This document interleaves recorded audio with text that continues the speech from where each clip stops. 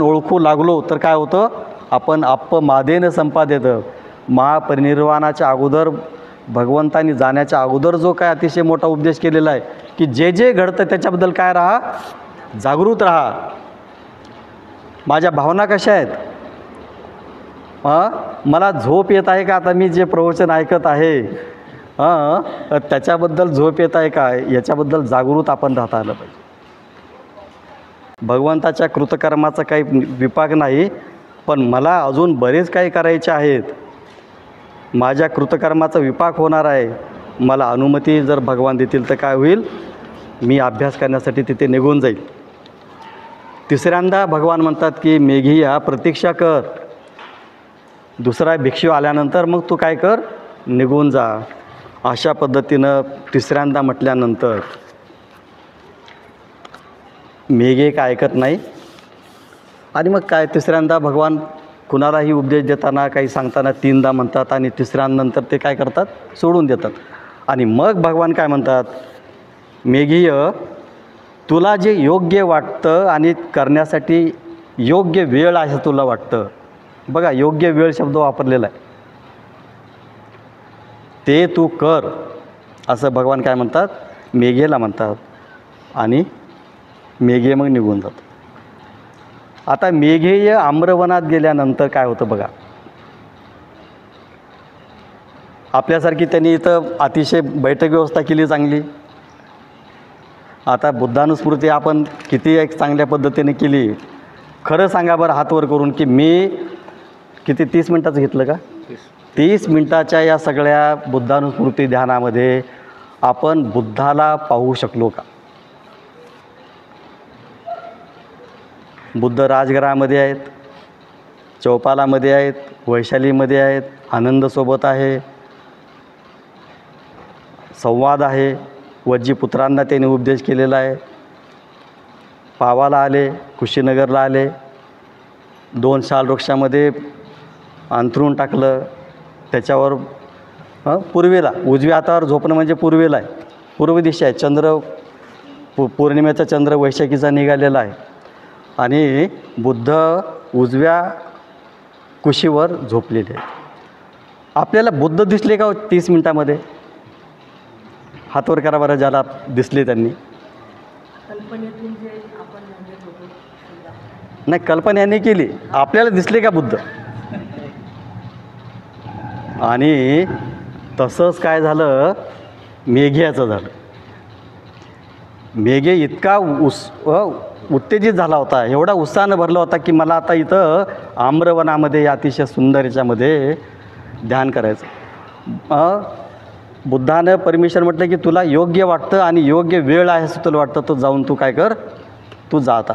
आणि तिथं जातात मग मेघे बसतो, अतिशय आसन तयार करतो आणि सरावाला सुरू करतो. आणि काही वेळानंतर मात्र मग मेघ्याच्या डोक्यामध्ये मनामध्ये काय करतात, 3 प्रकारचे विचार येतात. 3 प्रकारचे. आता हे 3 प्रकारचेच विचार काय येतात याचं पण मी विश्लेषण करेन. पहिला विचार आला, कुठला विचार आला, कामसंकल्पाचा विचार आला. पहिला विचार कामसंकल्पाचा. दुसरा विचार आला व्यापाद संकल्प म्हणजे द्वेष संकल्प. आणि तिसरा विचार आला विहिंसा संकल्प. विहिंसा म्हणजे क्रौर्य. आणि इतका मोठा हा मेघेय बुद्धाच्या 24 तास सोबत राहणारा, बुद्धापासून काही अंतरावर गेल्यानंतर त्याच्या मनामध्ये इतका मोठा हा 3 नकारात्मक अकुशल विचार आले, कामसंकल्प, व्यापाद संकल्प आणि विहिंसा संकल्प. आणि हे नकारात्मक विचारानंतर मेघ्याला स्वतःला आश्चर्य वाटतं की मी इतका मोठा श्रद्धापूर्वक ग्रहत्याग केलेला आहे. ग्रहत्याग मी कसा केलेला आहे, अंतर्मनामध्ये माझ्या जी काय श्रद्धा निर्माण झाली त्या श्रद्धेवर विश्वास ठेवून आणि अतिशय अंतःकरणपूर्वक मी काय केलेलं आहे, ग्रहत्याग केलेला आहे. घराचा बेघर झालो तरीसुद्धा मला या अकुशल संकल्पांनी कसं घेरलेलं आहे. असा त्याला अतिशय मोठा काय झाला, विचाराला आश्चर्यचकित झाला तो. आता हे 3 संकल्प म्हटलेले आहेत अकुशल संकल्प. कुठले कुठले आहेत? काम संकल्प, व्यापाद संकल्प आणि विहिंसा संकल्प. आता हे कुठं आपण शब्द ऐकलेत का हो? आपल्या अभ्यासामध्ये जे सिनियर लोक आहेत, जे नवीन मित्र आहेत त्यांचा तो अभ्यास झाला नाही, किंवा जे जुने मित्र आहेत त्यांचा अभ्यास झाला असेल ते विसरले असतील. हे शब्द आपण कुठं ऐकलेले आहेत का? व्यापाद संकल्प, विहिंसा संकल्प कुठं ऐकलेत का? कुठं ऐकलेत? चैत्यधम्मामध्ये. अजून कुठं ऐकलेत? व्यापाद संकल्प, विहिंसा संकल्प. विहिंसा शब्द कुठं ऐकला आपण?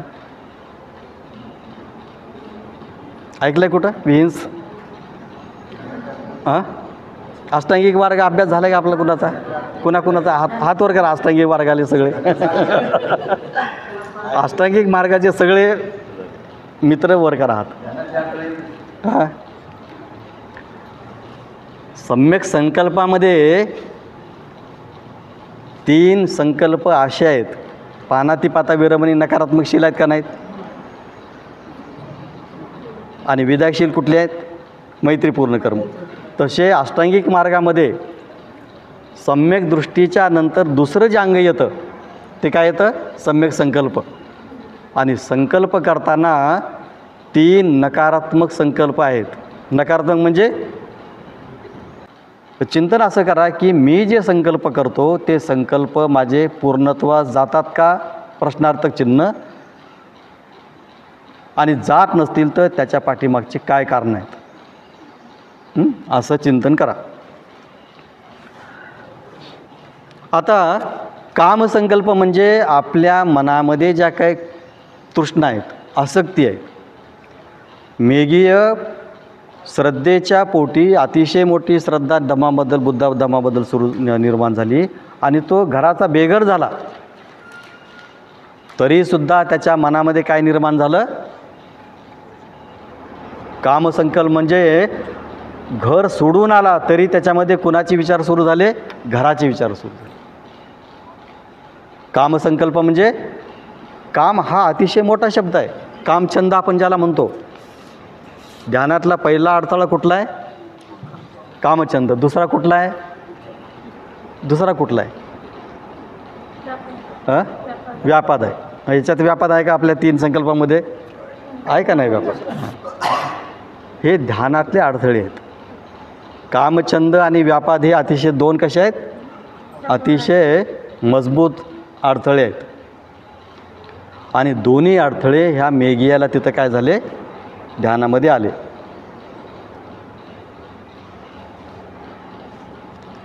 आता कामछंद म्हणजे काय की इंद्रिय पातळीवरचं आपलं जे काही जीवन आहे, इंद्रिय पातळीवरचं आपण जीवन जगत असतो त्याच्याविषयीची काय होते?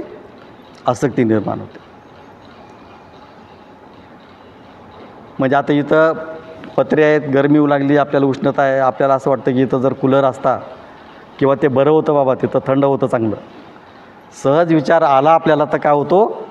आपल्या शरीराची जी काय गरज आहे त्या गरजेतून हा निर्माण झालेला काय प्रश्न आहे किंवा ती भावना आहे. हे जर आपण लहान सहान दुष्कर्म करण्यापासून बचाव करा. अनेक लहान सहान गोष्टी आपल्याकडून घडतात, खूप घडतात. त्याच्याबद्दल आपण एकतर गंभीर नाहीत किंवा अजागृत आहोत किंवा त्याच्याबद्दल आपल्याला काही वाटत पण नाही. सहज आपण एखाद्याला बोलून जातो, सहज एखादी कृती घडते, नकळतपणे असेल. म्हणून या छोट्या छोट्या ज्या बाबी आहेत ज्या आपल्याला आपलं अकुशल कर्म घडवतात, तर त्या बारीक सारीक चुका आपल्याला काय करता आल्या पाहिजे? सांगता आल्या पाहिजेत. आणि कबुली देता आले पाहिजे. प्रातिमोक्ष म्हणजे आपल्या चुकांची कबुली देणं. देतो का आपण? एकमेकाला देतो का बरं? पतीचं चुकलं तर पती पत्नी पुढं चुकांची कबुली देतो का की माझं चुकलं, मला माफ कर? किंवा पत्नीचं चुकलं, पत्नी कधी म्हणते की मला माफ करा. असं होतं का कधी हो? आपल्या घरात होतं का? होतं का? होतं? करता तुम्ही? बाई आहेत का? करता ते?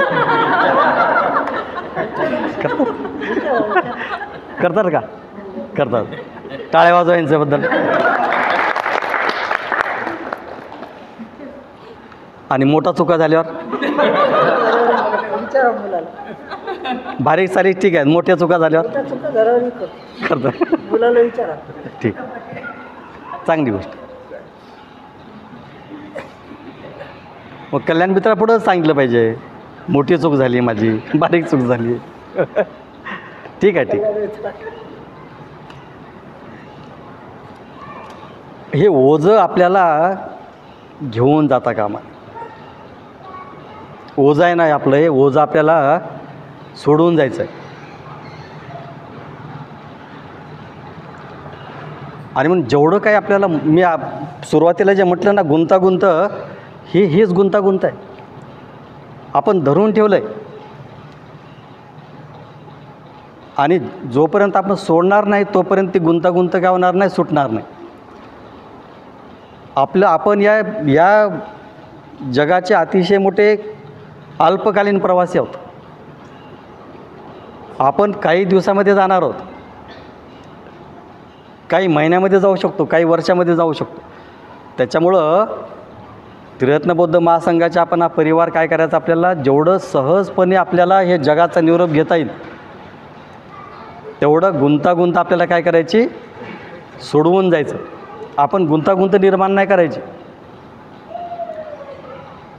आणि म्हणून चुका झाल्या तर त्याची कबुली द्या. आणि दुसरा चुकला असेल तर त्याला काय करा, क्षमाशील राहा. हे दोन्ही पद्धती नाही, 2 वे आहे ते. आपण चुकलो, क्षमा मागा. दुसरा चुकला, त्याला क्षमा करा. आणि म्हणून हे जे दुसरं तत्त्व आहे हे सांगतात त्याला, जर तुला मनाला अतिशय मोठं स्थिर करायचं असेल आणि परिपक्व करायचं असेल तर प्रातिमोक्षाचं पालन कर, हे मेघेय. तिसरं सांगितलं, चित्त विमुक्तीला सहाय्यक ठरेल असे शुद्ध बोल. म्हणजे चित्त विमुक्त होईल, मुक्त होईल अशा पद्धतीनं काय करायचं, शुद्ध आपल्याला बोलता आलं पाहिजे. आणि भरपूर बोललं पाहिजे, शुद्ध बोललं पाहिजे आणि भरपूर बोललं पाहिजे.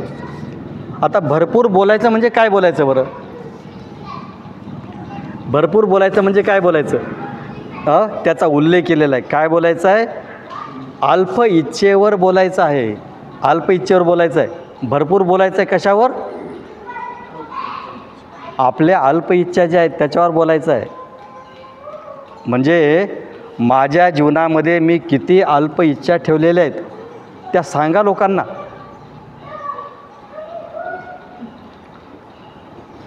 आपल्या इच्छा किती आहेत तो? आपल्याला किती कपडे आहेत, किती ड्रेस आहेत, किती साड्या आहेत? भरपूर आहेत ना. आपल्यामध्ये 10 ड्रेस असलेले कोण आहे तो? 10 ड्रेस असलेले 6 किंवा 10? 6 राहू शकतात, पण 10 कोणाकडे आहेत का? काउंट हां, कपाटावर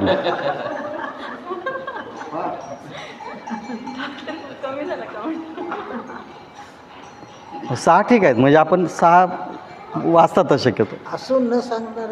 हां, म्हणजे आपल्या अल्पेच्छा आहेत का, अल्प इच्छा आहेत का आपल्या, त्याच्यावर बोला तुम्ही. म्हणजे तुम्हाला काय होईल, एकमेकाला प्रेरणा मिळेल. मी मागे पण बोललो होतो, मला आणि सांगायला मला काही त्याचं वाटत नाही. माझं लग्न झालं, लग्नामध्ये जे कपडे मिळाले होते, बरोबर आहे, तर गृहप्रवेश झाला माझा आत्ता कधी 2019मध्ये. तेवढ्या काळामध्ये ते ड्रेस पुरले मला. बोललो होतो का नाही? आणि म्हणून अल्पेच्छा तुम्हाला किती लागतात तो परिधान करायला? समजा आता सर आहेत, आठवड्याचे त्यांना 6 ड्रेस ठीक आहेत ना, बरोबर आहेत ना. आपली अल्पची असली पाहिजे. इच्छा आपल्या कशा असल्या पाहिजेत? अल्प असल्या पाहिजेत, छोट्या असल्या पाहिजेत. साड्याचे कपाटचे कपाट भरलेले आहेत. लोकांना द्या तुम्ही, गरिबांना घेणारे भरपूर आहेत भरपूर आहेत. द्यायला गेले की नाही असे बघतात वेगवेगळे. अनेक गरीब लोक आहेत, अनेक अनाथ लोक आहेत, अनाथ मुलं आहेत, अनेक बाया आहेत, त्यांना आपल्याला देऊन टाका. कपडा बँक आहेत, तिथं जाऊन द्या तुम्ही. हे आपल्याला करता आलं पाहिजे. आपण साध्या जुन्या कपड्यामध्ये गुंतलेलो आहोत. हा पसारा कुठं आपल्याला सोडायचा आहे? केसावर आली तर केसावर साडी घेतो आपण, एखादं भांडं घेतो का नाही? म्हणजे आपण किती गुंतागुंत केलेली.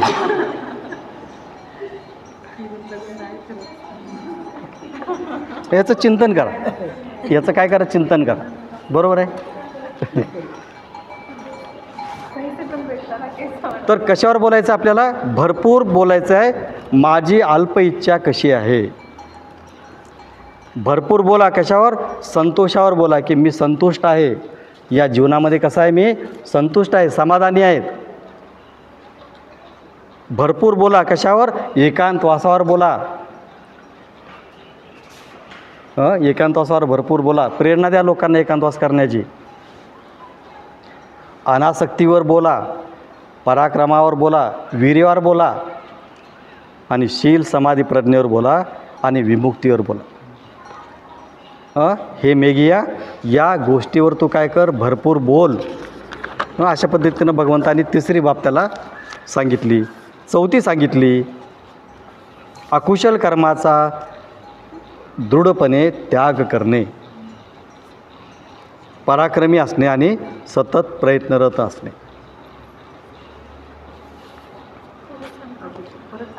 अकुशल कर्माचा दृढपणे त्याग करणे, पराक्रमी असणे आणि सतत प्रयत्नरत असणे. म्हणजे अकुशल कर्म आपल्याला अतिशय चांगल्या पद्धतीने काय करता आलं पाहिजे? त्याला जागृतपणे पाहणं आणि त्या अकुशल कर्माला त्याचा त्याग करणं दृढपणे. आपले प्रयत्न अतिशय वरवरचे असतात बघा, वरवरचे प्रयत्न असतात. आपण दृढपणे किंवा संकल्प करून ते प्रयत्न करत नाहीत. म्हणजे आपल्याला खरंच दुःखमुक्त व्हायचं असेल, आपल्याला खरंच समाधानी व्हायचं असेल, असमाधान आपल्या जीवनातून नष्ट करायचं असेल, तर आपले जे अकुशल कर्म आहेत, विशेषतः वाचेतून बरेचसे दुष्कर्म होतात. तर त्याला दृढपणे, की मला हे बोलायचं नाही, मला ह्या बोलण्यातून त्याग करायचा आहे, मला त्यातून मुक्तता साधायची आहे, अशा पद्धतीने आपल्याला काय करता आलं पाहिजे? दृढपणे त्याच्यातून आपल्याला बाहेर पडता आलं पाहिजे. ही चौथी गोष्ट सांगितली. अकुशल कर्म, आता मी त्याचा उल्लेख करत नाही. अकुशल कर्म म्हणजे कायेचे 3 आहेत, वाचेचे 4 आहेत, आणि पुन्हा मनाचे 3 आहेत. या 10 अकुशल कर्मापासून आपल्याला काय व्हायचं आहे? दूर जायचं आहे. आणि 5वं त्याला उपाय सांगितला किंवा त्याच्यावर सांगितला हे गोष्टी, की वस्तूच्या उत्पत्ती आणि त्याचा लय याच्या संबंधी काय करा? त्याच्यावर चर्चा करा. म्हणजे अनित्यता जे आहे, आपण सकाळी जी अनित्यता पाहिली, की वय म्हणजे उत्पन्न होणे आणि विलयात जाणे, उत्पत्ती होणे आणि लयात जाणे, याच्यावर आपल्याला चिंतन करता आलं पाहिजे, की ज्याच्यामुळं काय होतं? आपण दुःख क्षयाकडे जातो. म्हणजे आपण सातत्यानं जर याच्यावर चिंतन करू लागलो, की उत्पत्ती होते, लय होते, उत्पत्ती होते, लय होते, निर्माण होत आहे, लयात जात आहे, याच्यावर जर आपण सारखी चर्चा करू लागलो, मनन करू लागलो, तर काय होईल? आपण दुःखाकडे अतिशय चांगल्या पद्धतीनं पाहू, आणि एक दिवस काय होईल? दुःख क्षय आपल्याला व्हायला लागेल. तर मेघी या 4 गोष्टी तुला दृढपणे आपल्याला करावं लागतील. अशा पद्धतीनं भगवंतांनी काय केलं? त्याला उपदेश केलेला आहे. आणि अजून 4 गोष्टी सांगितल्या आहेत, त्यात थोडक्यात सांगतो. आणि झाले ना 5? कल्याण मित्राची संघ पहिली सांगतो, बोला. कल्याण मित्राची संगत आहे. सदाचारी प्रातिमोक्ष. नाही नाही, दुसरंच आहे ते.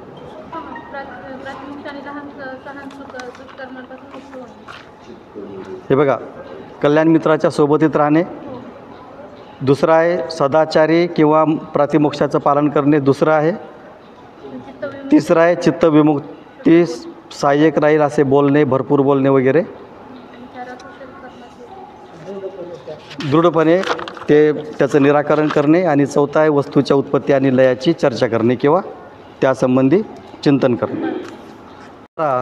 आणि लहान सहान दुष्कर्म करण्यापासून काय करा.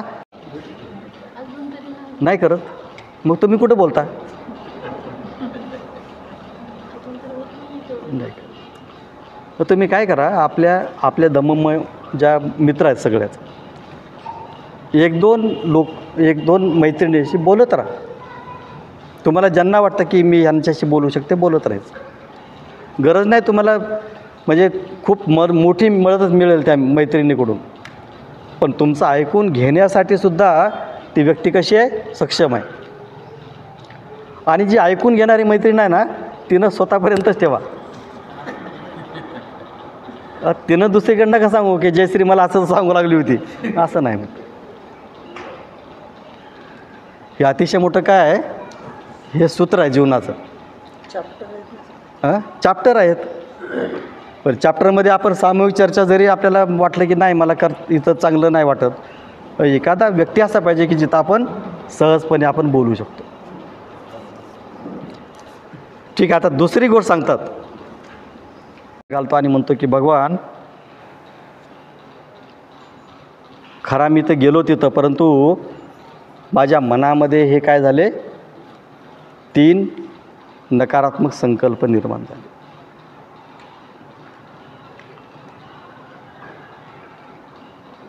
आणि ध्यानामध्ये जो काय मला करायचं होतं, जे ध्यान प्राप्त करायचं होतं, ते काय मला प्राप्त झालं नाही. आता भगवान काय उत्तर देतं बघा. भगवान म्हणतात, मेघीय या 5 बाबी आहेत की ज्याच्यामुळं अपरिपक्व चित्त परिपक्व होत नाही.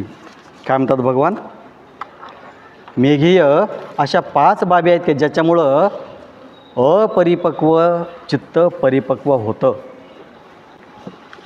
कुठल्या 5 बाबी आहेत. मेघीय पहिली बाब आहे सत्संगतीत, चांगल्या मित्रांच्या, कल्याण मित्राच्या संगतीत राहणे. काय म्हटले बुद्ध, मेघीय अपरिपक्व चित्त जर आपल्याला परिपक्व करायचं असेल तर पहिल्यांदा तुला चांगल्या संगतीमध्ये राहता आलं पाहिजे.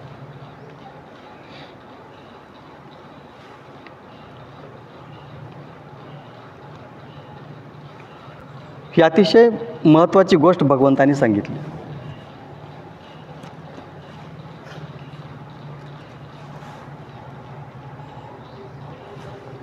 आता भगवंतासारखा कल्याण मित्र असताना सुद्धा भगवान बुद्ध मेघियाचे कल्याण मित्र आहेत, तरीसुद्धा भगवान त्यांना काय सांगतात, तुझं जे हे अपरिपक्व चित्त आहे, जर त्याला परिपक्व करायचं असेल तर पहिली बाब तुला करता आली पाहिजे, कल्याण मित्राच्या, चांगल्या मित्रांच्या संगतीत राहा. आता मेघीय तर प्रत्यक्ष भगवंताच्या सानिध्यात होता, तरीसुद्धा त्याच्या ह्याच्यामध्ये असे हे अकुशल विकार का निर्माण झाले. कोण सांगेल उत्तर. याचं उत्तर काय. हा प्रश्न निर्माण झाला का तुमच्या मनात, की प्रत्यक्ष भगवंताच्या सहवासात असताना सुद्धा भिक्षू होण्या अगोदर भगवंताच्या संपर्कात नव्हता, त्या अगोदर प्रामाणिकपणे बाह्य सौंदर्य अमलवनाचं त्याला चंचल असतं. बरोबर, म्हणजे तुम्ही ऐकत आहेत माझं चांगलं. अजून इकडे काय बोलायचं कोणाला?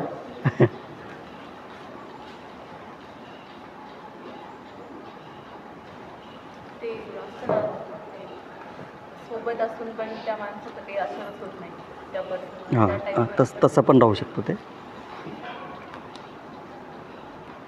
कारण आनंद पण जवळपास 20 वर्ष भगवंताच्या सोबत राहिला, पण सगळ्यांना आरंत झाले सगळे, पण आनंद काय झाला नाही. तो एक तसा परिणाम राहतो. ते आपण इझी घेतो त्याला, बरोबर आहे का नाही? जरी मोठा माणूस असला, मोठा कल्याणी मित्र असला, भगवंतासारखा अतिशय मोठा असला तरी भगवंताला काही लोकांनी इझी घेतलं असेल, जसं मेघी आहे, आनंद आहेत वगैरे. मुळात त्याच्यामध्ये जे काही निर्माण झालं होतं ना, जंतुग्राममध्ये भिक्षाटन करून त्याच्या मनामध्ये जे निर्माण झालं होतं आम्रवनाला पाहून,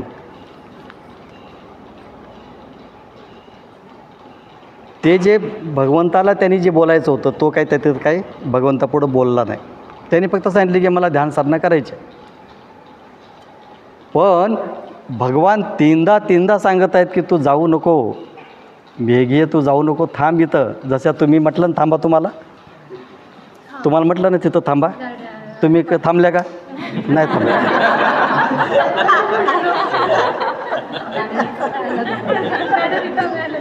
हां, तसं मेघेचं तसं झालं.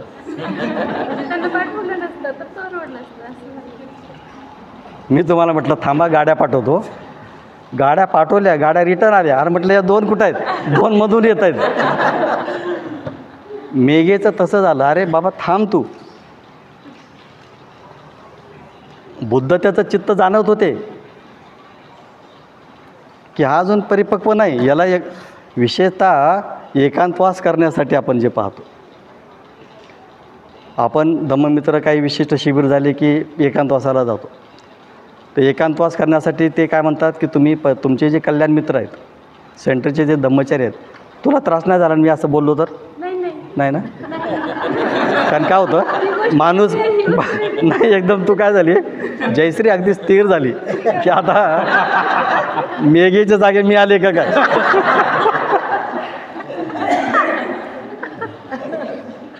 माणूस बोलता बोलता काय जातो, पुढं जातो, पण एखादा माणूस तिथंच थांबतो. होतं का नाही असं? तर एखादा मित्र म्हणतो की मला एकांतवासाला जायचं आहे, किंवा एखादी आमचे धम्ममित्र, ते जे GFRचे लोक असतात, ते म्हणजे जे आम्ही कनेक्ट आहोत काही सिनियर धम्मचारी, तर त्यांचं आपली सिस्टीम अशी आहे की कोणालाही एकांतवास करता येत नाही.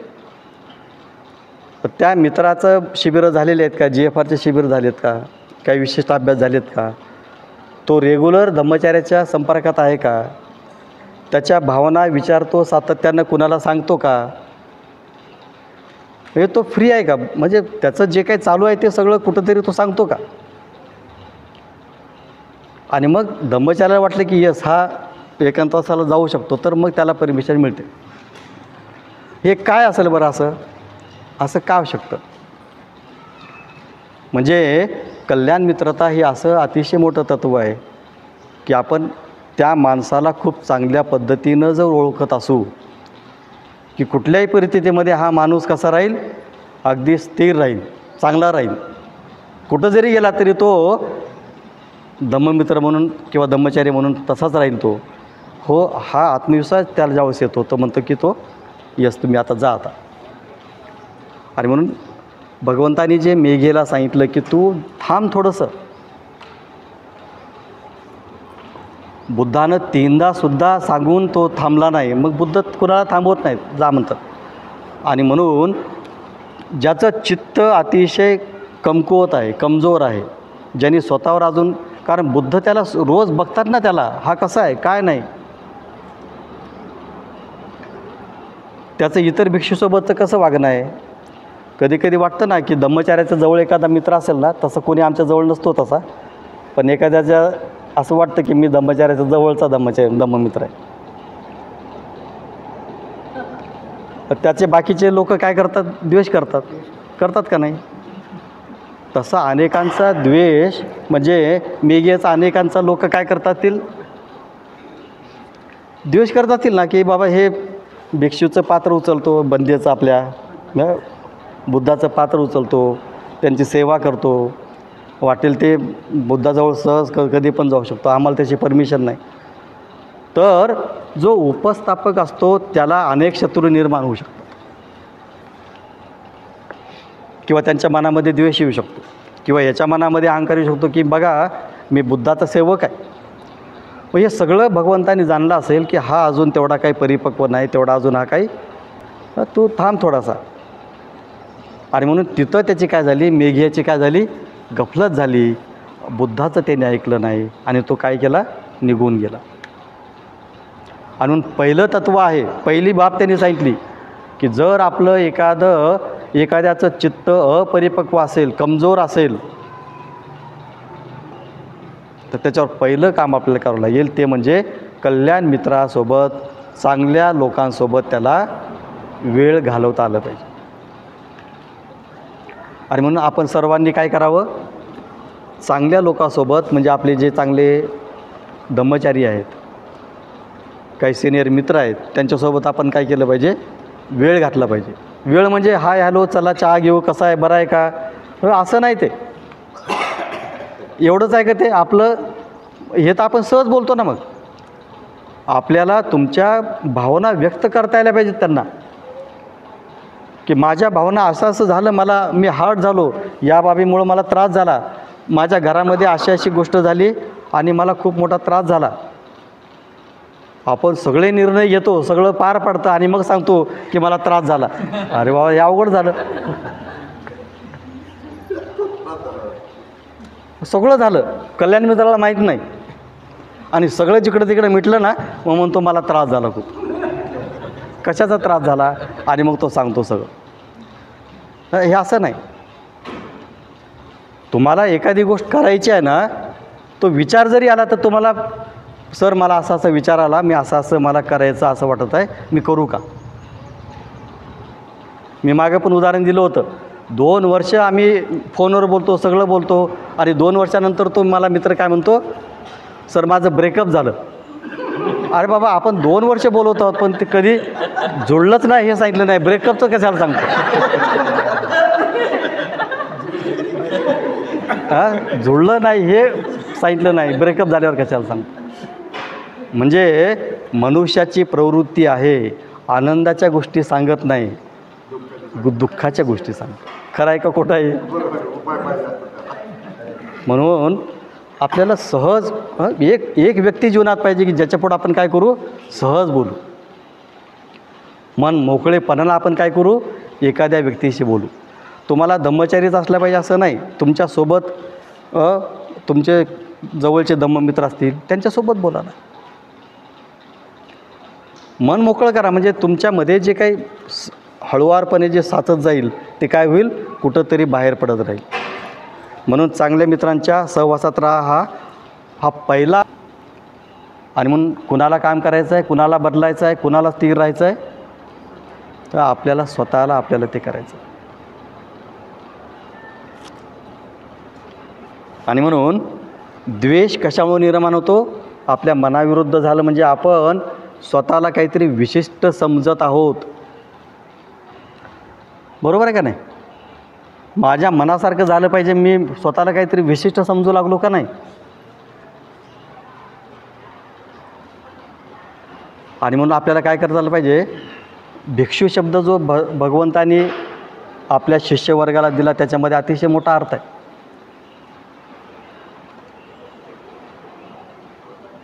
भिक्षू शब्द का दिला, जो भिक्षेवर जगतो तो भिक्षू आहे. आणि सर्वसाधारण भाषेमध्ये त्याला भिकारी म्हणतात. जो भिक्षेवर जगतो तो कोण आहे, भिकारी आहे ना तो.